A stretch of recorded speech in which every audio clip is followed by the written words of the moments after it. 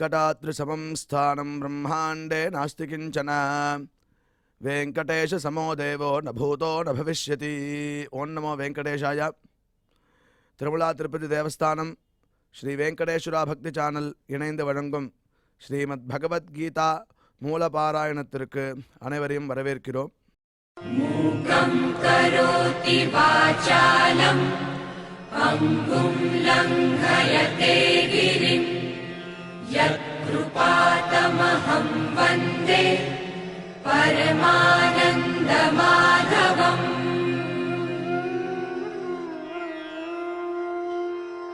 करारविन्देन पदारविन्दम् मुखारविन्दे विनिवेशयन्तम् वटस्य पत्रस्य पुटे शयानम् बालं मुकुन्दं मनसा स्मरामि.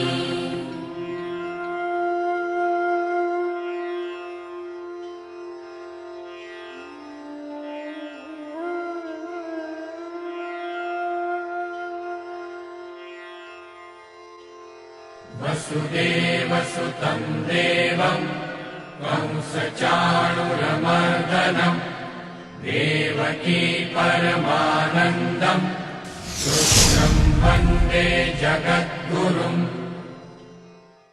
கீதா மாஹாத்மியத்தில் மல நிர்மாச்சலம் பும்சாம் ஜலஸ்நானம் தினே தினே சகர்த் கீதாம்பசி ஸ்நானம் சம்சார மலநாசனம் என்ற ஸ்லோகத்தின் அர்த்தத்தை பார்த்துவிட்டு மேற்கொண்டு பாராயணங்களை துவங்கலாம்.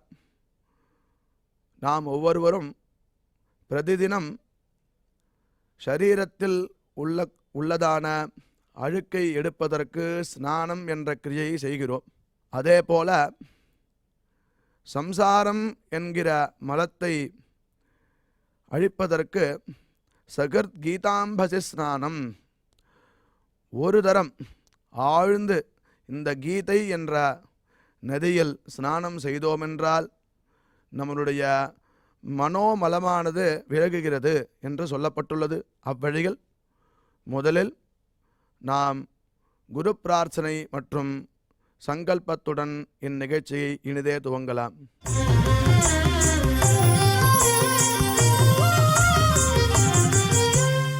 श्री गुरु प्रार्थना.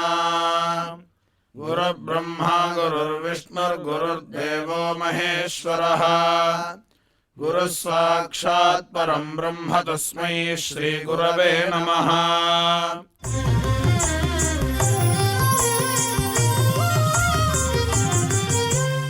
श्रीनिवास प्रार्थना.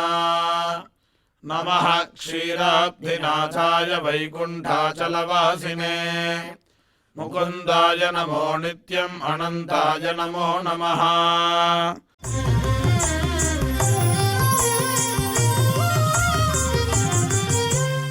अथ श्रीमद्भगवद्गीता पारायण संकल्पः. श्रीमदादिवराह क्षेत्रे विराजमानस्य अखिलाण्डकोटि ब्रह्माण्डनायकस्य श्री पद्मावती जानेः भगवतः श्री वेंकटेश्वर स्वामिनः दिव्यसन्निधौ जगद्गुरोः श्रीकृष्ण परमात्मनः अनुग्रहेण समस्त प्रपंचस्य विशेषतः भारतदेशस्य उत्तरोत्तर शुभ संपत् समृद्ध्यर्थं श्रीमद्भारतदेशगता तपस्वी जना तपोबल वृद्धि द्वारा समस्तस्यापि मानव समाजस्य सर्वारिष्ट परिहारार्थं एतद्देशवासिनां सर्वेषां सज्जनानां योगक्षेमार्थं राष्ट्रविरोधिनां निबर्हणद्वारा जनानां चित्तशान्ति चित्तस्थैर्य संतोषादि अभिवृद्ध्यर्थं एतद्देशवासिनां परस्परविद्वेष परस्परनिन्दा परस्परहिंसादीनां निवृत्त्यर्थं परस्परसौमनस्य सिद्ध्यर्थं समस्तपापक्षयार्थं श्रीमन्नारायणप्रीत्यर्थं श्रीपरमेश्वरप्रीत्यर्थं श्रीमद्भगवद्गीतायाः अखण्डपारायणं करिष्यामहे।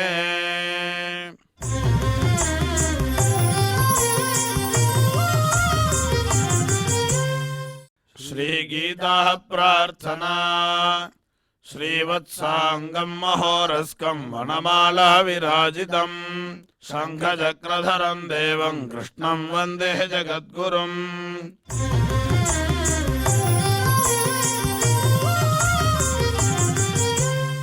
पार्थाय प्रतिबोधितां भगवता नारायणेन स्वयं व्यासेन ग्रथितां पुराणमुनिना मध्ये महाभारतम् अद्वैतामृतवर्षिणीं भगवतीम् अष्टादशाध्यायिनीम् अम्ब त्वामनुसन्दधामि भगवद्गीते भवद्वेषिणीम्।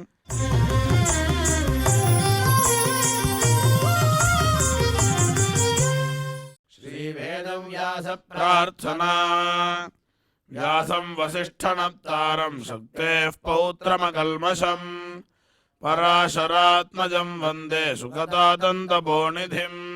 यत्र योगेश्वरः कृष्णो यत्र पार्थो धनुर्धरः तत्र श्रीर्विजयो भूतिर्ध्रुवाणी धर्मधर्मम।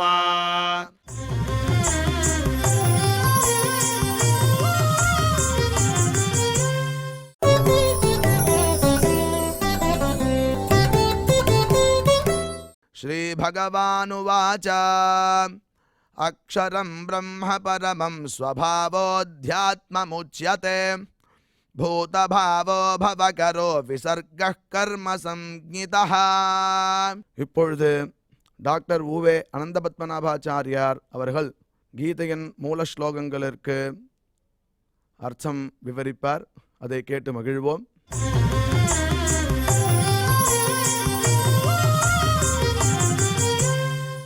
अक्षरं ब्रह्म परमं स्वभावोऽध्यात्ममुच्यते भूतभावोद्भवकरः विसर्गः कर्म संज्ञितः।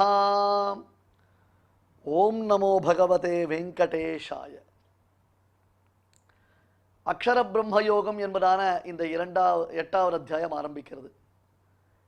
ஸ்ரீ பகவான் உவாச்ச என்று அர்ஜுனன் கேட்ட கேள்விக்கு பகவான் இங்கே பதில் சொல்ல ஆரம்பிக்கிறான். ஸ்ரீ பகவான் உவாச்ச அக்ஷரம் பிரம்ம பரமம் சுபாவः அத்தியாத்மமுச்சதே பூதபாவோத்பவகரः விசர்கः கர்ம சம்ஹிதः. அர்ஜுன உவாச்சனா அர்ஜுனன் கேள்வி கேட்கிறான், பகவான் உவாச்சனா பரமாத்மா கேள்வி கேட்கிறான். அப்படி கேள்வி கேட்டு கேட்டு கேட்டுத்தான் பதிலை தெரிஞ்சுக்கணும். கேள்விகள் கேட்க கேட்க கேட்கத்தான் சிஷ்யனுடைய ஞான அபிவிருத்தி ஆகும். கேள்விகள் கேட்காமலேயே இருந்தானேயானால் சிஷ்யனுடைய ஞானத்தில் விருத்தி என்பது ஏற்படவே ஏற்படாது. அதனால இங்க என்ன பண்றாரு அப்படி கேட்டான் கிம் தத் பிரம்ம கிம் அத்தியாத்மம். ப்ரீவியஸ் உபன்யாசத்தில் நாம் என்ன பார்த்தோம்? ஹெசிடேஷன் இருக்கக்கூடாது. விஷயம் தெரிந்து கொள்ள வேண்டும்னா தயக்கத்தை விட்டுட்டு நாம எல்லாரிடத்திலையும் அப்ரோச் பண்ணி நாம விஷயங்களை தெரிந்து கொள்வதற்கு முயற்சிக்க வேண்டும். இதெல்லாம் ஸ்பஷ்டமா சொல்லப்பட்டது. கீழ பரமாத்மா என்ன சொன்னான்? அதாவது பிரம்மம் என்றதான சொல் பரமாத்மாவிடத்தில் பிரசித்தம். அத்தியாத்மம் என்பது சுத்தமான ஜீவாத்மாவை குறிக்கக்கூடியது. கர்மான்னு சொன்னா புண்ணியம் பாபம். இதுக்குதான் நம்ம இதுவரை தெரிஞ்சது கர்மா நம்ம கர்ம வாச்சகமா சொல்லிட்டு இருக்கோம். அதிபூதம் என்பது பிராணிகளை மூலமாக உடைத்தது. அதி தெய்வம் என்பது தேவதைகளை பிரதானமாக உடைத்தது. இப்ப இதுதான் பொருளா? இதுதான் நான் புரிஞ்சுட்டு இருக்கேன், இதுதான் கரெக்டா, இதுதான் இதுக்கு ஆன்சரா? இல்ல அதியஜ்ஞம் அப்படின்றது யஜ்ஞத்தில் ஆராதிக்கப்படுபவரை கூறும். அவர்கள் யாரு? தேவர்கள் தானே. அதனால தேவர்களை சொல்றதா? ஆனால் ஹே கிருஷ்ணா, அந்த தேவர்கள் அத்தனை பேரும் உனக்கு ஷரீரபூதர்கள் என்பதை நீயே சொல்லியிருக்க. அந்த தேவர்கள் அனைவருமே உனக்கு ஷரீரபூதர்கள் என்பதை நீ சொல்லியிருக்க. அதனால இப்ப வேதோக்தமான படியும் நாம பார்க்கணும். அதே மாதிரி நீ சொல்லியிருக்கிற விஷயத்தையும் ஆராய்ந்து பார்க்கணும் இல்லையா? அப்ப இது ரெண்டுத்துல நாங்க எதை அண்டர்ஸ்டாண்ட் பண்ணிக்கிறது, இது ரெண்டுத்துல நாங்க எதை கரெக்டா புரிஞ்சுக்கிறது. அடுத்தது இந்த அது யஜ்ஞம் அப்படின்னா யாரை சொல்றதுன்றது ஒரு கேள்வி வந்ததோ இல்லையோ. உன்னையே அது குறிக்கிறதுன்னு வச்சுப்போம். இப்ப அது யஜ்ஞம்ன்ற சப்தத்தினால கிருஷ்ணனானவன் குறிக்கப்படுகிறான் அப்படின்னு சொன்னா, அது யஜ்ஞத்துடன் கூடிய நான் என்று சொல்ல முடியுமா? அது யஜ்ஞம் ச பூதானாம் அப்படின்னு பெருமாள் தன்னைத்தானே சொல்லிட்டாரு. என்னுடன் சேர்ந்த நான் அப்படின்னு சொல்ல முடியுமா? கேள்வியினுடைய நுட்பம் புரிகிறதா? என்னுடன் சேர்ந்த நான் அப்படின்னு சொல்ல முடியுமா? ரைட்டு. அடுத்தது, இதெல்லாம் ஒருவன் மரண காலத்தில் தியானிக்க வேண்டும் சொல்றியே, மரண காலத்துல ஒருவனால இதெல்லாம் நினைச்சு கூட பார்க்க முடியுமா? இப்ப அந்திம ஸ்மிருதியாக மரண காலத்துல ஒன்னையே ஒருவன் நினைக்கிறான் என்று கொண்டோமேயானால், அது ஆர்த்தன் அர்த்தார்த்தியா இருந்தாலும் சரி, ஜிக்ஞாசுவா இருந்தாலும் சரி, அவனுக்கு அந்திம ஸ்மிருதி ஏற்பட்டதுன்னா அந்த அந்திம ஸ்மிருதிக்கு ஏற்றார் போல அவன் மோட்சத்தை தானே ஒன்னதான் அடைய முடியும். ஏன்னா ஒன்னதான் நினைக்கிறான். ஐஸ்வர்யார்த்திக்கும் அந்திம ஸ்மிருதி உண்டு, கைவல்யார்த்திக்கும் அந்திம ஸ்மிருதி உண்டு, மோக்ஷார்த்திக்கும் அந்திம ஸ்மிருதி உண்டு. மோக்ஷார்த்திக்கு அந்திம ஸ்மிருதியினால் அவன் மோட்சத்தை அடைகிறான். ஏன்னா அவன் ஒன்னதான் தியானம் பண்றான். அதுபோல கைவல்யார்த்தியும் சரி, அர்த்தார்த்தியும் சரி, கடைசி காலத்துல ஒன்னை நினைப்பவன் என்று சொன்னோமேயானால் அவனுக்கு மோட்சம் தானே கிடைக்கணும். பியூட்டிஃபுல்லான கேள்வி இதெல்லாம். ரொம்ப ரொம்ப கஷ்டப்பட்டு நாம் தெரிந்து கொள்ள வேண்டியதான சில முக்கியமான அம்சங்கள் இது. நண்பர்களே, ஏதாவது உங்களுடைய வாழ்க்கையில் ஒரு நேரம் கிடைத்தது என்றால் நம்முடைய ஸ்ரீவைஷ்ணவ சம்பிரதாயத்தைச் சேர்ந்த ஆச்சாரியர் ஒருவரை அணுகி அது மூலமாக இந்த கீதையினுடைய உள்ளுரை பொருளை நன்கு தெரிந்து கொள்ளுங்கள். ஏன்னா இது ரொம்ப ரொம்ப ரொம்ப important and such a subtle விஷயம். இதை நாம அழகா நிரூபணம் பண்ணினால்தான். ராமனை நினைத்து கொண்டே உசிரை விட்டானே தசரதன், ராமனை நினைச்சதே தசரதனுக்கு உசுறு போச்சோ இல்லையோ. அப்ப தசரதனுடைய அந்திம ஸ்மிருதி, அதனுடைய பலன் அவனுக்கு சொர்க்கம் தான் கிடைச்சது, மோட்சம் கிடைக்கல. ராமனை நினைச்சுட்டே உயிரை விட்டதான தசரதனுக்கு மோட்சம் கிடைக்கல, சொர்க்கம் தான் கிடைச்சது. அப்ப அந்த அந்திம ஸ்மிருதியினுடைய கேட்டகிரி என்னன்றதை பத்தி ஒரு பெரிய விசாரங்கள் சாஸ்திரஜர்கள் செய்கிறார்கள். நாம வெறும நுனிப்புள்ள மட்டும் மேஞ்சுட்டு வெறும இந்த புஸ்தகத்தை அப்படி பிடி பார்த்துட்டு பரட்டி பார்த்துட்டு இதுக்கெல்லாம் அவ்வளவு சுலபமா அர்த்தம் சொல்லிட முடியாது. ஒவ்வொரு உபனிஷத் வாக்கியத்தை எடுத்து உள்ளுரை பொருளை ஆராய்ந்து பார்க்கணும். ராமானுஜ பாஷ்யம், அதற்கு சுவாமி தேசிகன் அருளி செய்திருக்கக்கூடிய தாத்பரிய சந்திரிகை முதலான பல நூல்களை நாம் பயின்று குருமுகமாக அதன் பின்னர் அதனுடைய அர்த்தங்களை புரிந்து கொள்ள வேண்டும். இப்படி ஒரு கேள்வி கேட்ட உடனே பகவான் பதில் சொல்றான். அக்ஷரம் பிரம்ம பரமம் ஸ்வபாவஹ அத்யாத்மமுச்சதே பூதபாவோத்பவகரஹ விசர்க கர்ம சம்ஹிதா. பிரம்மசப்தமானது பரிசுத்தமான ஜீவனை குறிக்கிறது. அதாவது பரமம் இந்த பிரகிருத்தியிலிருந்து விடுபட்டதாய் இருக்கும் அக்ஷரம் ஆத்மஸ்வரூபமானது, அதுதான் பிரம்மம். ஏ அர்ஜுனா, கொஞ்சம் கான்சன்ட்ரேட் பண்ணி கேளு, கொஞ்சம் நல்லா அவஹிதமனாக சுடு, சாவதானமா கேளு. ஸ்வபாவஹா, அந்த ஆத்மாவை அனாதியாக தொடர்ந்து பற்றி கொண்டிருக்கக்கூடிய சூக்ஷ்ம சரீரம் இருக்கு, வாசனை. அடுத்தது இதுக்கெல்லாம் அத்தியாத்மம், அதற்கு அத்தியாத்மம் என்று பெயர். பூதபாவோத்பவகரஹா, அதாவது பிராணிகளுடைய தன்மையை அடைவதான விசர்கா, பூத சூக்ஷ்மத்தோடு கூடியதான வஸ்துக்களுடைய வீழ்ச்சி இருக்கு, கர்ம சம்ஹிதா, அதற்கு கர்மா என்பது பெயர். இருக்க புரிய வைக்கிறேன், புரியாதுன்றது எனக்கும் தெரியும், புரிந்து கொள்வது கஷ்டம்ன்றது எனக்கும் தெரியும். பிரம்மசப்தமானது பரிசுத்தமான ஜீவாத்மாவை சொல்லுகிறது. நல்லா கவனிக்கணும். இப்போ பிரகிருதிக்கும் பிரம்ம சப்தம், பிரகிருதி என்றாலும் பிரம்மா என்பது பொருள். பிரம்மா என்றால் பிரகிருதிக்கும் பொருள் வரும், பிரம்மா என்றால் ஜீவனையும் குறிக்கும். பிரகிருதிக்கு ஸ்வரூபத்தில் மாறுதல் உண்டு, கவனிக்கணும். பிரகிருதிக்கு ஸ்வரூபத்தில் மாறுதல், ஸ்வரூபம்னா விகாராஸ்பதம், மாறிக்கொண்டே இருக்கிறது. பிரகிருதி பரிணாமம்னு பேர் அதுக்கு.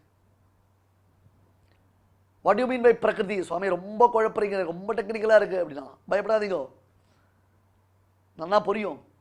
பிரகிருதி என்றால் இப்பொழுது நாம் பார்க்கக்கூடிய பிரபஞ்சத்திற்கு பிரகிருதி என்று பெயர் வைத்துக் கொள்ளுங்கள், உங்களுக்கு புரியறதுக்காக சொல்கிறேன். இப்பொழுது நாம் பார்க்கக்கூடிய பிரபஞ்சத்திற்கு பிரகிருத்தின்னு பேர். இந்த பிரகிருதி என்பது மாறிக்கொண்டே இருக்கிறது. தட் மீன்ஸ் அர்த்தம், பிரகிருத்தியில் இருக்கிற எல்லாம் மாறிக்கொண்டே இருக்கிறது, ஸ்வரூபத்தினாலேயே மாறுகிறது. நேற்று நாம் பார்த்த சைக்கிள் காத்தடிச்சிருந்தா இன்னைக்கு காத்தால பஞ்சராக இருக்குது சைக்கிள். நேற்று குள்ளமாக ஒருத்தனை பார்த்துருப்போம், இன்னைக்கு நெடுன்னு வளர்ந்துருப்பான். நேற்று ஒல்லியா ஒருத்தரை பார்த்துருப்போம், அவர் இன்னைக்கு குண்டா வந்திருப்பார். இந்த நேற்று இன்றுனா உடனே மறுநாள் ஞாபகம் வச்சுக்காதீங்க. அப்படிதான் பகவத்கீதைக்கு மறுநாள் உபதேசம் பண்ணாலும் தப்பு தப்பாக சொன்ன மாதிரி ஆகிடும். அர்த்தம் புரிஞ்சுக்கணும் சரியா. அதாவது ப்ரீவியஸாக நம்ம ஒரு விஷயம் பார்க்குறோம், நெக்ஸ்ட் அந்த விஷயம் பார்க்குறது, அந்த விஷயத்தில் மாறுதல் இருக்குது. இந்த சொக்காயை வாங்கி நேற்று போட்டுட்டா இன்னைக்கு தண்ணியில் நினச்சா சாயம் போயிடுது அல்லது சுருங்கி போயிடுது. ஸோ பிரகிருதி என்பதற்கு தாற்பயம் என்ன? மாறுதலை அடைந்து கொண்டே இருக்கிறது. அது பிரம்மனா பிரகிருத்தின்றது பெருசு, அது ஒரு பிரம்மம். சரி, அடுத்தது ஜீவாத்மா இருக்கான இல்லையோ, ஜீவாத்மாவிற்கு சுபாவத்தில் மாறுதல் கிடையாது.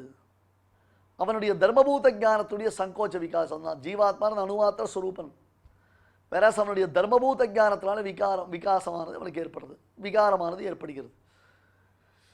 இப்போ நாமெல்லாம் இன்னும் சம்சாரத்திலேயே இருக்கோம், சம்சாரத்தில் நாம் கட்டுண்டு இருக்கோம். இந்த நிலைக்கு என்ன பேர்? பத்த தசை என்பதாக பெயர். இந்த பத்த தசையிலிருந்து நாம் நம்மை மீட்டுக் கொள்வதற்கு மோட்சம், அந்த மோட்சத்தை நாம் அடைவோம். இப்போ இந்த பத்த தசையில் இருக்கும்போது நம்முடைய ஞானத்திற்கு சுருங்குதல் என்பது உண்டு. ஞானம் ரொம்ப சுருங்கி இருக்கு, நமக்கு ஞானம் நமக்கு ரொம்ப சுருங்கி இருக்கு, புரியுதா? அதனால் சங்கோச்சம் அப்படின்னு ஏற்படுறது இல்லையா? அப்படி இல்லாமல் அது சுத்தமாக இருந்ததுன்னா அது பரமம். அதாவது பிரகிருத்தியினுடைய சம்பந்தத்தினால நம்முடைய ஞானம், ஆத்மாவுடைய ஞானம் சுருங்குதல் விரிதல், சில சமயத்தில் புரியுறது, சில சமயத்தில் புரியல. எக்ஸாம்பிள், இன்னைக்கு காலக்ஷேபம் புரியவே இல்லை சுவாமி. அப்போ நமக்கு என்ன ஆயிடுது? சத்வம் ரஜஸ் தமசு என்பது பிரகிருத்தியினுடைய பரிணாமத்தினால மாறிக்கொண்டே வருகிறதோ இல்லையோ. அப்போ ரஜஸ் தமசு இருந்தால் நமக்கு கொட்டாயம் வருது, தூக்கம் வருது, கண்ணை கட்டுறது, கான்செப்ட் புரியாமல் நாம் தவிக்கிறோம், புரியுதா? இப்படி பிரகிருத்தியோடு சேர்ந்திருப்பதனால ஆத்மாவிற்கு சுருங்குதல், அதாவது தர்மபூத ஞானத்திற்கு சுருங்குதல் விருதுகள் என்பது. அப்படி பிரகிருத்தியோட ஆத்மா சேராத பொழுது அது அக்ஷரம் பிரம்ம பரமம் என்று சொல்லப்படுகிறது. 7ஆம் அத்தியாயம் ஞாபகம் இருக்கோ இல்லையோ? 7ஆம் அத்தியாயம் 6ஆம் அத்தியாயம் கைவல்ய நிஷ்டன் என்பது கேவல ஆத்ம ஞானத்தை அடைந்து ஆத்மாவையே தியானித்துக் கொண்டிருப்பவன். அத்தகைய ஆத்மாவை அவன் அடைய வேண்டும், அறிய வேண்டும் என்பதற்காக ஆத்ம சப்தத்தில் பிரம்மா என்னும் பதமானது உபயோகப்படுத்தப்பட்டது. கிம் தத் பிரம்ம என்று சொன்னான் இல்லையோ, அக்ஷரம் பிரம்ம பரமம் என்று பகவான் அதற்கு பதில் சொல்லுகிறான். கிம் தத் பிரம்ம என்று கேட்ட கேள்விக்கு அக்ஷரம் பிரம்ம பரமம் என்று பரமாத்மா பதில் சொல்லுகிறான். புரியுதா? ஆனால் இப்படி சுத்தமாக பரிசுத்தமாக இருக்க வேண்டிய ஆத்மாவானது அனாதியான கர்ம வாசனைகளுடன் சேர்ந்தே, துர்வாசனைகளுடன் சேர்ந்தே இன்றும் இருக்கிறது. ஒரு பெரிய பணக்காரனுடைய பேரன், பெரிய பணக்காரர் ஒருத்தர், கோடி கோடியா சொத்து வச்சுருக்கார். அவருடைய பேரன் அவன் வழி தப்பி போயிட்டான், எங்கேயோ ஒரு இடத்துல ஸ்லம் ஏரியாவில் வளர்ந்துட்டு இருக்கான். ஸ்லம்மில் வளர்ந்துட்டு இருக்குச்சே, அவனை விஷயம் தெரிஞ்ச ஒருத்தர் பார்த்தா, பாரு இவன் எப்படி இருக்க வேண்டியவன் தெரியுமா, அவர் தாத்தா எவ்வளோ பெரிய கோட்டீஸ்வரர் தெரியுமா, அவர் நினச்சாருன்னா இந்த ஊரையே விலைக்கு வாங்குவார், அவ்வளவு பெரிய கோட்டீஸ்வரர், அவருடைய பேரன் என்ன பண்ணுறதுன்னு தெரியும், அவருடைய ஸ்லம்மில் உட்காந்துருக்கான் பாரு அப்படின்னு. ஆத்மா அனாதி காலமாக துர்வாசனையோடையே இருக்கு. அதை சீக்கிரம் அதை விட்டுட்டு வர முடியாது. அதனால் அதுக்கு என்ன பேர்? அத்தியாத்மம் என்பதாக பேர். அதற்கு அத்தியாத்மம், ஸ்வபாவா அத்தியாத்மம் உச்சதே. அந்த சுபாவமானது அத்தியாத்மம் என்று சொல்லப்படுகிறது. அடுத்தது விசர்க்கம் என்று அதற்கு ஒரு பெயர் வைத்தார். ஆத்மாவுக்கு பூதபாவோத்பவகரஹா விசர்கா கர்ம சம்ஹிதா. அதற்கு விசர்க்கம் என்று என்ன பொருள்? மேலுலகம் செல்வது, கீழே இறங்குவது, ஸ்திரீயின் ஷரீரங்களில் சேருவது, இதற்கெல்லாம் விசர்க்கம் எனப்படக்கூடியது. அன்பர்களே, இங்க ஒரு முக்கியமான விஷயத்தை உங்களுக்கு விவரணம் பண்றதுக்கு ஆசைப்படுறேன். தயவு செய்து மற்ற விஷயங்களில் உங்களுடையதான ஒரு நோக்கத்தை விடுத்து இந்த விஷயத்தை கவனிங்க. ஏன்னா இது ரொம்ப இம்பார்ட்டன்ட், இதை புரிஞ்சுக்கணும். அதாவது பிறப்பினுடைய ரகசியம் என்று சொல்லுகிறார்கள் அல்லவா, நமக்கு பர்த் எப்படி கிடைக்கிறது? How that we are getting the birth as a human. இந்த புஸ்தகத்தெல்லாம் இப்போ நீங்கள் பார்த்தா புரியாது, அதனால் புஸ்தகத்தெல்லாம் மூடி வச்சுருக்கோம். ஆல்மோஸ்ட் இன்றைக்கி எபிசோடு இப்படியே ஓடி போய்டும் நமக்கு. இதை முதல்ல நீங்கள் புரிஞ்சுக்கோங்க. பஞ்சமாகுதி என்பதாக ஒரு விஷயமானது சொல்லப்படுகிறது. பஞ்சாக்னி வித்யை என்பதாக சொல்லப்படுகிறது. பஞ்சாக்னி வித்யை என்று சாஸ்திரங்களில் சொல்லப்படுகிறது. இதித்து பஞ்சம்யாமாகுதாவாப புருஷ வச்சசோ பவந்தி என்று இந்த ஜீவன் மனுஷ தேகத்தை அடைவதை குறித்து ஒரு விளக்கம் கொடுக்கப்படுகிறது. மேலிருந்து கீழே வர ஆரம்பிப்போம். நம்ம ஒரு ஜீவாத்மா தான் செய்திருக்கக்கூடிய புண்ணிய பாபங்களை அனுபவிப்பதற்காக மேலுலகத்திற்கு செல்கிறான் என்பது நமக்கு தெரியும் அல்லவா? நமக்கு அது தெரியும். அந்த கேட்டகரியில் நாம் பார்த்தோம்னா ஒரு ஜீவாத்மா இருக்கான். அவன் யாருன்னு கேட்டால் சொர்க்கத்தில் சொர்க்க சுகங்களை அனுபவிக்கிறவன் ஒருத்தன்னு வச்சுப்போம். நம்ம சொர்க்கத்தையே வச்சுப்போம். ஏன்னா கடைசியில் நம்ம கதை ரொம்ப கந்தலாக போகிறது. அதை சொல்லச்சேவே நல்ல விஷயத்த சொல்லிட்டு இருப்போம். நாம் சொர்க்கத்தில் ஒரு ஜீவாத்மா சொர்க்கத்துக்கு போனோம். அவன் ஏதோ புண்ணியங்கள் பண்ணியிருக்கான். அந்த புண்ணியங்களை அனுபவிப்பதற்காக சொர்க்க சுகங்களை அனுபவித்துக் கொண்டிருக்கிறான். எவ்வளவு காலம்? இங்கே ஒரு செடி நட்டு வச்சு அந்த செடிக்கு ஜலம் பாய்ச்சி அந்த செடியிலிருந்து அப்பப்போ உனக்கு தேவையான பழங்களை நீ பறித்து கொண்டாயானால் எவ்வளவு நாள் முடியும்? அந்த செடிக்குன்னு ஒரு ஆயுசு இருக்கும். அந்த ஆயுசை பறிக்கிறது தான் முடியும். நீ எவ்வளோ நாள் நீ ஜலம் கொட்டுறியோ அது பறிக்கிறது தான் அந்த செடியானது பொழைச்சிட்டு இருக்கும். 4 நாள் ஜலம் கொட்டாமல் போனால் அந்த செடி வாடி போயிடும். அவ்வளோதான், முடிஞ்சு போய்டும். அந்த செடியுடைய சாப்டர் ஓவர் ஆகிடுறது இல்லையா? அதுபோல ஜீவாத்மா சொர்க்கத்தில் தன்னுடைய புண்ணியங்களை அனுபவித்த உடனே ஒரு 10 வருஷம்னு வச்சுக்கோங்க எக்ஸாம்பிளுக்கு. ஒரு தேவ வருஷத்தில் 10 வருஷம் சொர்க்கத்தில் அவன் புண்ணியங்களை அனுபவிச்சுட்டு அப்புறம் அவன் மறுபடியும் கர்மாக்களை செய்வதற்கு இங்கே வரணும். எப்படி தெரியுமா வரான்? ப்ளீஸ் ரொம்ப கான்சன்ட்ரேட் பண்ணுங்க, ரொம்ப முக்கியமான விஷயம். தேவர்கள் அவனை மேகத்தில் ஆகுதி செய்கிறார்கள். அந்த மேகத்திலிருந்து மழையாக அவன் பூமியில் விழுகிறான். ஜீவன், ஓகேவா? மழையாக பூமியில் விழுந்தவன் ஒரு நெற்கதிர் அல்லது கோதுமை கதிர் அந்த மாதிரி வச்சுக்கோங்க, நாம் சாப்பிடக்கூடிய ஒரு தானியம், அந்த தானியமாக அவன் மாறலாம். கரெக்டா? புரியுறதா? அதாவது இந்த மழை தண்ணீரானது ஆற்றின் நதி நீரோ அந்த நீரானது ஒரு வயலுக்கு பாய்ச்சப்பட்டு அந்த வயலில் உள்ள ஒரு தானியமாக ஜீவாத்மா மாறலாம். Point number 1. இதுக்கு முன்னாடி ஆப்ஷன் இருக்கு. என்னது? ஒருவேளை அந்த மழை நீர் மூலமாக விஷச்செடியாக வந்து ஆடு மாடுகள் கூட மேய முடியாத ஒரு செடியாக ஜீவாத்மா மாறலாம். புரிஞ்சுதா? அந்த ஸ்டேஜ் அப்படியே வச்சுக்கோங்க. இப்போ தானியமாக மாறிட்டானோ இல்லையோ, வயலில் வந்து ஒரு ஆடு மேய்ஞ்சது ஒரு மாடு மேய்ஞ்சதுன்னா அந்த தானியத்தில் இருக்கக்கூடிய ஜீவாத்மா அந்த ஆட்டினுடைய வயிற்றுக்கோ மாட்டினுடைய வயிற்றுக்கோ போகிறான். Okay, right. இப்போ அந்த ஆடோ அல்லது மாடோ அதன் வயிற்றுக்குள் இருக்கக்கூடிய ஜீவாத்மா அதன் வயிற்றில் தாத்துக்களாக சுக்லமாக பரிணமித்து, புரியுதா?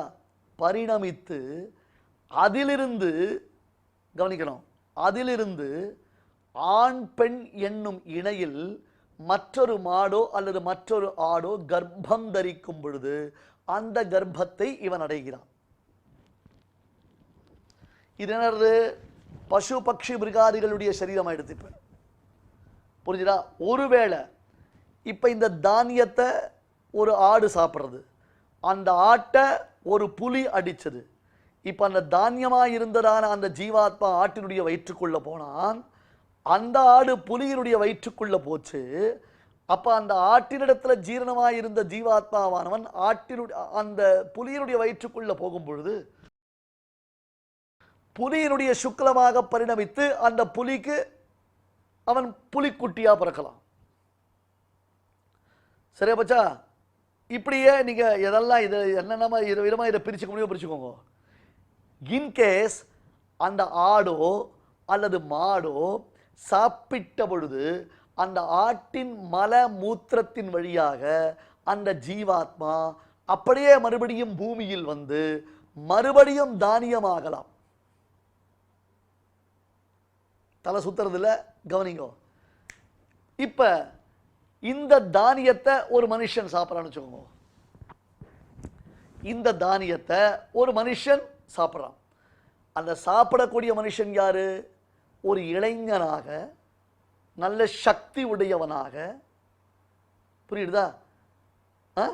தன் மனைவியுடன் எப்பொழுதும் சங்கமத்தை பெறுபவனாக இருக்கக்கூடிய ஒருவனாக இருந்தது என்றால், இந்த தானியத்தின் மூலமாக ஏற்பட்டதான அந்த ஜீவாத்மா ஒரு புருஷனுடைய தேகத்திற்குள்ளே புகுந்து அந்த புருஷனுடைய தேகத்தில் சுக்லமாக ரேத்தஸாக செமன்னு சொல்றோம் இல்லையா, அதாக பரிணமித்து அவனுக்கு ஸ்திரீயினுடைய சங்கமமானது ஏற்படும் பொழுது அந்த பெண்ணினிடத்தில் இவன் கர்ப்பாதானம் செய்கிறான். ஓகேவா? இல்லைன்னா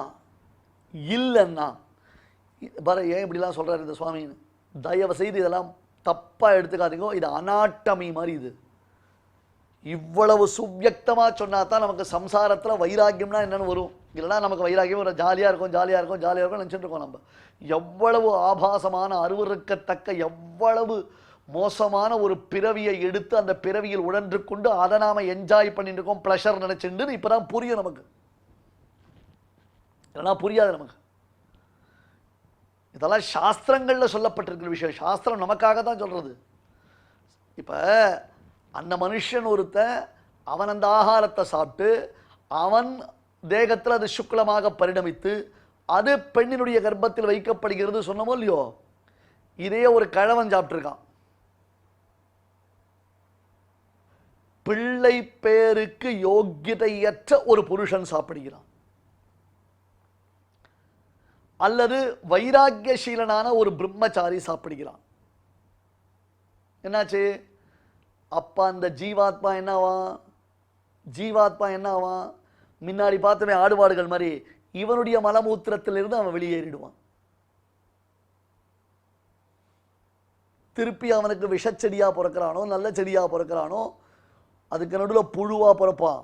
இப்ப அந்த மலம் இருக்கோ இல்லையோ, 2 நாள் ஆச்சுன்னா அந்த மலத்துல புழு வருதோ இல்லையோ, சாணி போடுறது மாடு, 2 நாள் ஆச்சுன்னா அந்த சாணியில தானா புழு எப்படி வருது? அதுல இத்தனை ஜீவாத்மா இருந்திருக்கான்னு தெரியுது. பாருங்களேன், இத்தனை ஜீவன்கள் அந்த புழு அந்த மாட்டினுடைய தேகத்துல இருந்திருக்கு. அத்தனைக்கும் புழுனுடைய ஜென்மா கிடைக்கிறது. அந்த புழு ஒரு காக்கா சாப்பிட்டதுன்னா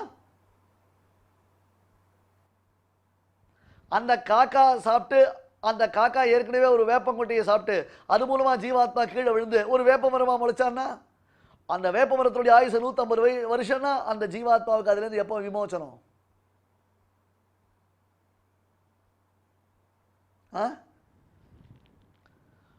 இப்பயே கண்ணை கட்டுதில்ல, பயங்கரமா இருக்குல்ல? சரி, இங்க வருவோம். இந்த புஷ்டியான ஆரோக்கியமான ஒரு புருஷனானவன் அந்த புருஷனுடைய வயிற்றுக்குள்ள ஜீவாத்மா போறான். அந்த ஜீவன் அவன் வயிற்றுல சுக்லரேதஸா பரிணமிச்சு ஒரு பெண்ணினுடைய கர்ப்பத்துல அந்த கர்ப்பாதானம் பண்றாம இருக்கும். அப்படி பண்ணாமல் இவனுடைய ரேத்தஸ் நழுவினது என்றால், அன்பர்களே தயவு செய்து யோசித்து புரிந்து கொள்ளுங்கள். தற்காலத்தில் நவீன சாதனங்கள் மூலமாக ஆண் பெண் கருத்தரிப்பது என்பது தடுக்கப்பட்டு விடுகிறது. அந்த கருத்தடை சாதனங்கள் மூலமாக கருத்தரிப்பது தடுக்கப்பட்டு விடுகிறது அல்ல. அப்படி தடுக்கப்பட்டது என்றால் அந்த ஜீவனுடைய நிலைமை என்ன ஆகும்? மறுபடியும் சாக்கடைக்கு தான் போனோம். சரி, இப்ப ஆண் தேகத்திலிருந்து பெண்ணினுடைய தேகத்திற்கு ஜீவனானவன் கர்ப்பாதானம் பண்ணப்பட்டாலும் அந்த கர்ப்பத்தை தாங்கும் வலிமை இந்த பெண் தேகத்திற்கு இல்லை என்றால் என்ன ஆகும்? அவளுடைய கருவிலேயே தங்காமல் அந்த பிண்டமானது மறுபடியும் நாசத்தை அடையும், அல்லது கருவுற்று முதிர்ந்த நிலையில் அது நாசத்தை அடையும், அல்லது கருத்தரிப்பதற்கு எந்த விதமான முகாந்திரமும் இல்லாத இவள் வயிற்றில் அது ஏற்பட்டதினாலே அந்த கரு உருமாறி போய்விடும். இதுல தப்பி பிழைத்து ஒரு கருவானது உருவானது என்றால் அதுதான் இப்ப நாம. இது சும்மா நான் அப்படி ஜஸ்ட் மேலே இருந்து வரைய சொல்லிட்டேன். ஆடு மாடுகள் வயிற்றுக்குள்ள போறதை யோசிங்கோ. இந்த ஆகாரத்தில் இங்கே தொண்டைக்குள்ளே போய் மலத்தில் இறங்கி மலத்தில் இழகின மலம் மாதிரி உட்கார்ந்துண்டு அல்லது ரேத்தஸா பரிணமித்து அங்கேருந்து ஸ்திரீனுடைய கர்ப்பத்துக்குள்ளே நுழைந்து அந்த கர்ப்பத்தில் பலவிதமான துக்கங்கள் அனுபவித்து அந்த கர்ப்பத்தில் அவனுக்கு ஒரு உருவமானது உண்டாகி அந்த உருவத்தை அவன் முழுக்க அடைந்து அவன் வெளியேறுவது என்பது என்ன? அதுதான் அரிது அரிது மானிடராய் பிறத்தல் அரிது. 5 விதமான நிலைகள் இதித்து பஞ்சம்யாமாஹுதாவாபஹ என்று 5 நிலைப்பாடுகள் காண்பிக்கப்படுகின்றன. இந்த பகவத்கீதையில இதே விஷயத்தை ஏற்கனவே 2ஆம் அத்தியாயம் 3ஆம் அத்தியாயத்தில் அடி எக்ஸ்பிளைன் பண்ணியிருக்கேன். பட் திருப்பி இதெல்லாம் சொல்றதுடைய நோக்கமே என்னன்னா, பயமுறுத்துறதுக்கோசரம் இல்லை, எச்சரிக்கப்படுறதுக்காகத்தான். நமக்கு இந்த சம்சாரம்ன்றது அவ்வளவு மோசமானது, நம்ம அவ்வளவு ப்ராப்ளத்தில் இருக்கோம். பட் இது பெரிய ப்ராப்ளம்ன்றதான ஒரு ஒரு அண்டர்ஸ்டாண்டிங்கே நமக்கு இல்லாமல் இருக்கு. இப்படி ஒரு தேகத்தை எடுத்தலாம், சொர்க்காதி சுகங்களுக்கு ஆசைப்பட்டு அந்த சொர்க்கலோகாதி அனுபவங்களை எல்லாம் மறுபடியும் அடைந்து திருப்பி அங்கேருந்து இப்படி வந்து திருப்பி புனரப்பி ஜனனம் புனரப்பி மரணம் புனரப்பி ஜனனி ஜட்டரே சயனம் இகசம்சாரே பகுதுஸ்தாரே என்று சங்கர பகவத் பாதர் பஜகோவிந்தத்தில் பாடுறார். இப்படி ஒரு மனுஷ தேகத்தை எடுத்தான்னா அதுக்கப்புறம் சொர்க்கம் போய் சொர்க்கத்தில் கொஞ்ச நாள் இருந்துட்டு திருப்பி தேவர்கள் அவனை அப்ரம் பூத்வா மேகோபவதி மேகோபௌத்வா பிரவசதி ஓஷதி ஸ்திரமாஷா ஜாயந்தே என்றதாக சொல்லி அவனை மேகத்தில் ஆகுதி பண்ணுறான், மேகத்தில் மழையை ஆகுதி பண்ணுறான், மழையினால தானியங்களை ஆகுதி ஆறுது, தானியங்களால் வயத்துக்குள்ளே போகிறான், வயத்துக்குள்ளே போன உடனே ஸ்திரீ அது சுக்லமாக பரிணமிக்கிறான், அதுலேருந்து ஸ்திரீனுடைய கர்ப்பத்தில் அவனுக்கு கர்ப்பாதானமானது ஏற்படுகிறது. இப்படி மேன்மேலும் கீழியும் மேலையும் கீழியும் மேலையும் கீழியும் ஓடி ஓடி ஓடி வரமோ இல்லையோ, பூதபாவோத்பவகரஹா விசர்க கர்ம சங்கீதா அக்ஷரம் பிரம்ம பரமம் ஸ்வபாவஹ அத்தியாத்மமுச்சதே. அக்ஷரம் பிரம்ம பரமம் என்று ஜீவாத்மாவானது சொல்லப்படுகிறது. புரியுதா? என்ன அக்ஷரம் பிரம்ம பரமம் ஸ்வபாவஹ அத்தியாத்ம உச்சதே. அது அனாதிகாலமாக துர்வாசனையுடன் சேர்ந்தே இருக்கிறது. அது சொர்க்காதிகளுக்கு மேலேயும் கீழையும் மாறி மாறி சென்று சென்று வருவதனாலே அதற்கு விசர்கா கர்மசங்கீதா என்று இது பெயர். அக்ஷரம் பிரம்ம பரமம் ஸ்வபாவஹ அத்தியாத்ம உச்சதே பூதபாவோத்பவகரஹ விசர்க கர்மசங்கீதா. ஸ்ரீமதே பகவதே பாஷ்யகாராய நமஹ.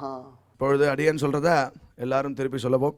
ஸ்ரீ பகவானுவாச்ச ஸ்ரீ பகவானுவாச்ச அக்ஷரம் பிரம்ம பரமம் அக்ஷரம் பிரம்ம பரமம் ஸ்வபாவோத்யாத்மமுச்யதே ஸ்வபாவோத்யாத்மமுச்யதே பூதபாவோத்பவகரஹ பூதபாவோத்பவகரஹ விசர்கः கர்ம சம்ஞிதः விசர்கः கர்ம சம்ஞிதः. இப்பொழுது இந்த ஸ்லோகங்களை நாம் அனைவரும் சேர்ந்து பாராயணம் செய்யலாம்.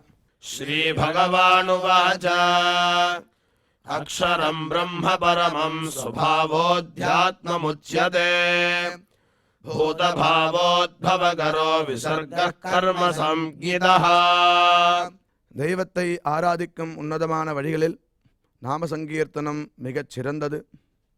அதை பற்றி பராசர மகர்ஷி யஸ்மின்னஸ்தமதிஹ ந யாதி நரகம் ஸ்வர்கோபி யச்சிந்தனே விக்னோ யத்ர நிவேஷிதாத்ம மனசோ பிராம்மோபி லோகோல்பகः முக்திம் சேதசி யஹ ஸ்திதோ அமலதியாம் பும்சாம் ததாத்யவ்யயः கிஞ்சித்ரம் யதகம் வியாதி விலயம் தத்ரோச்யதே கீர்த்திதே என்ற ஸ்லோகத்தில் அழகா வர்ணிக்கிறார்.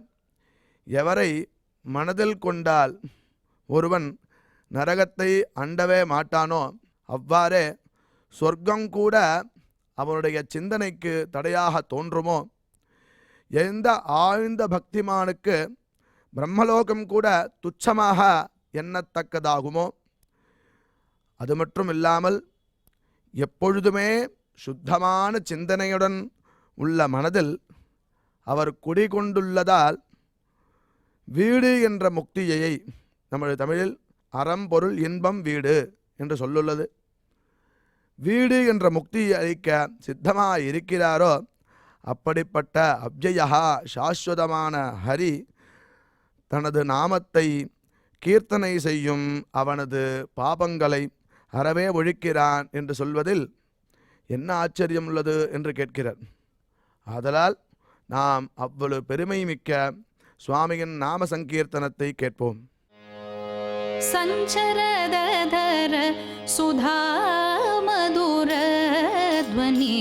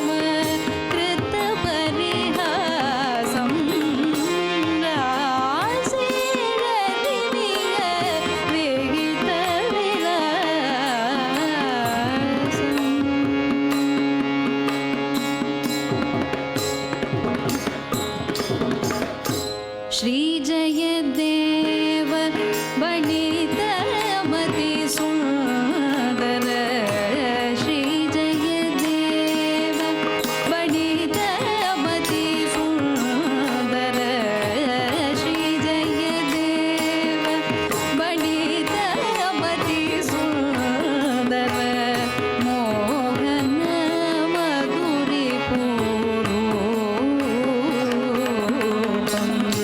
श्री जयदेव भणितमति सुन्दर मोहन मधुरिपूरूपम् हरिचरण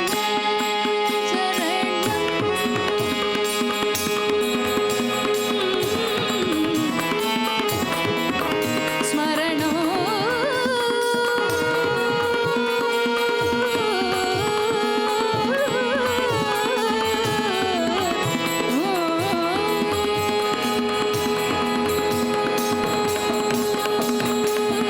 हरिचरण स्मरणं प्रति सम्प्रति हरिचरण स्मरणं प्रति सम्प्रति पुण्यवता मनोरूपम् पुण्यवता अनुरूपम् रासे हरिमिह विहितविलासम् रासे हरिमिह विहितविलासम् रासे हरिमिह विहितविलासम् रासे हरिमिह विहितविलासम् रासे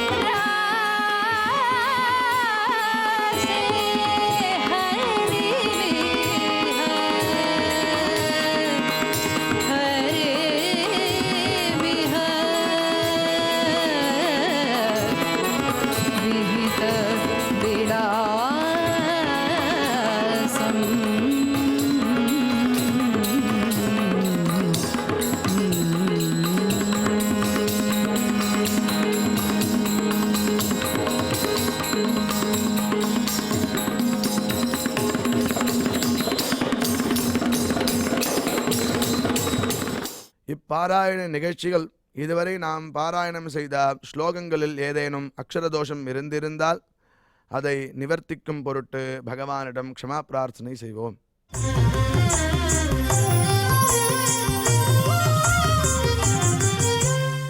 अथ क्षमा प्रार्थना यदक्षरपदभ्रष्टं मात्राहीनं च यद्भवेत् तत्सर्वं क्षम्यतां देवनारायण नमोऽस्तु ते।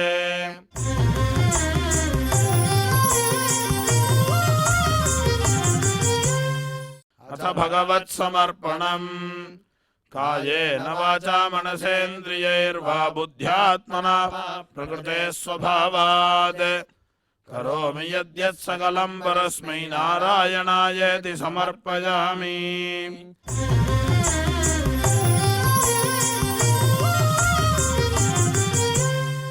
अथ लोकक्षेम प्रार्थना सर्वे भवन्तु सुखिनः सर्वे सन्तु निरामयाः सर्वे भद्राणि पश्यन्तु मा कश्चित् दुःखभाग् भवेत्। சுவாமியின் கிருபை நம் அனைவருக்கும் கிடைக்க வேண்டி மங்களாசாசனத்துடன் இன்றைய நிகழ்ச்சி நிறைவு பெறுகிறது. இதே நிகழ்ச்சியில் நாளை மீண்டும் சந்திப்போம். ஓம் நமோ வெங்கடேஷாய.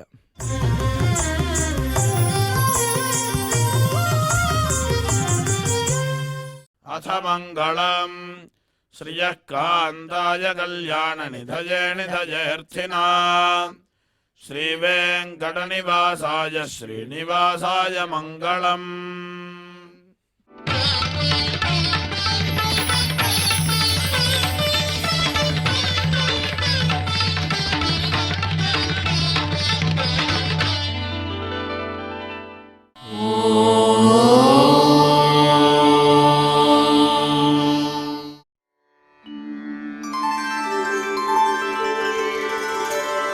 विना वेङ्कटेशं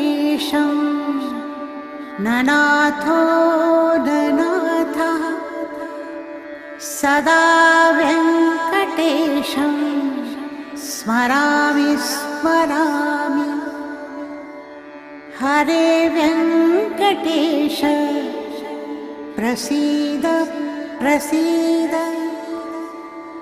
प्रियं वेङ्कटेश प्रयच्छ प्रयच्छ